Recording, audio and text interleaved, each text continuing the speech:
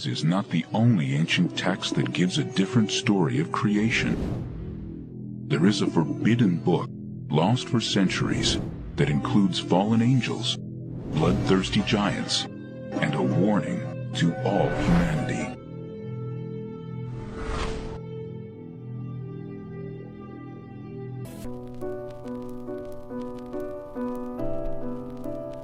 It is an ancient writing filled with divine secrets, dreams, and visions. A tour of heaven and hell, guided by the angel Uriel. The Book of Enoch is named for the man who the Holy Bible says walked with God. Enoch walked with God after the birth of Methuselah 300 years, and had other sons and daughters. Thus all the days of Enoch were 365 years. Enoch walked with God, then he was no more because God took him. The book of Enoch is named for a man who's mentioned in one sentence in the book of Genesis. We only know one sentence worth of information about him. And yet, somebody stopped, paused on that name, and thought, Enoch. If he was taken up into heaven, what might he have seen? It is a daunting manuscript. 5 volumes containing 108 chapters. For many ancient Christians, the Book of Enoch was essential. Yet it was banned from the Christian Bible. The Book of Enoch begins with a warning to all humanity that a divine judgment has been rendered and a sentence will be imposed. God tells Enoch that all life on earth will be destroyed in a violent flood, and, as with the story in Genesis, God blames this evil on the sons of God, angels who lusted after the daughters of men. These angels are sometimes referred to as watchers. They keep constant watch, and they decide one day, about 200 of them, that they're going to descend to the earth. Anytime you read the book of Genesis, there are all kinds of unanswered questions. Suddenly, there is this quick few verses at the beginning of the flood story about giants in the land that come from the sons of God mixing with daughters of the earth. And you stop and think, wait a minute, what's this all about? It's like it went by too fast. And you want to grab it and say, wait a minute, what was this? The Book of Enoch offers a disturbing vision of the fall of the angels who lust after earthly women. And they began to go into them, and to defile themselves with them, and they taught them charms and enchantments. And they became pregnant, and they bare great giants whose height was 3,000 ells. And when men could no longer sustain them, the giants turned against them and devoured mankind. That these angels have crossed over this boundary that they shouldn't have. They were spiritual beings, and they were to remain as such. When they decided to descend upon earth, this unleashed upon the earth all sorts of problems. Not only these giants who are bloodthirsty and violent, but also these angels went on to teach humankind a variety of forbidden crafts. They also taught human beings how to make weapons of war.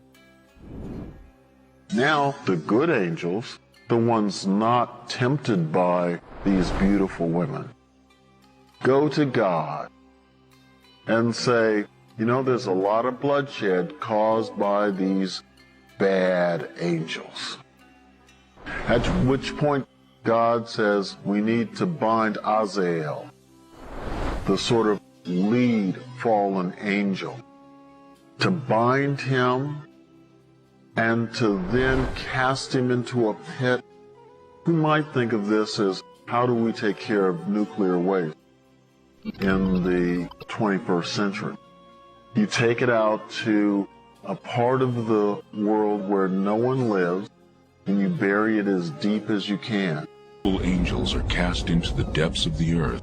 Enoch has a dream vision. The lead angel, Azazel, begs Enoch to plead their case before God, to petition the Almighty to release them from the depths of the earth.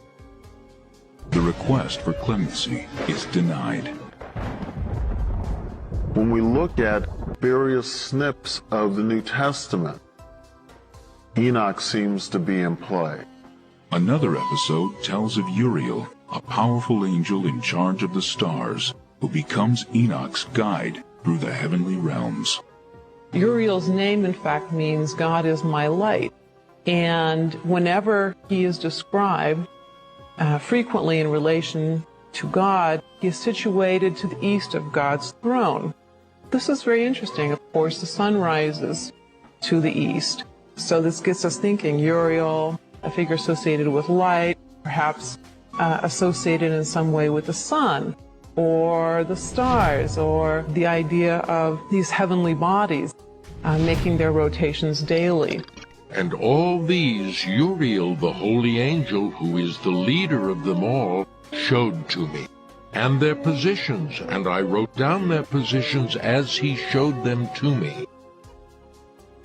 With its lush descriptions of heavenly powers and the horrors that await evildoers, even angels, Enoch was one of the most popular books among the early Christians.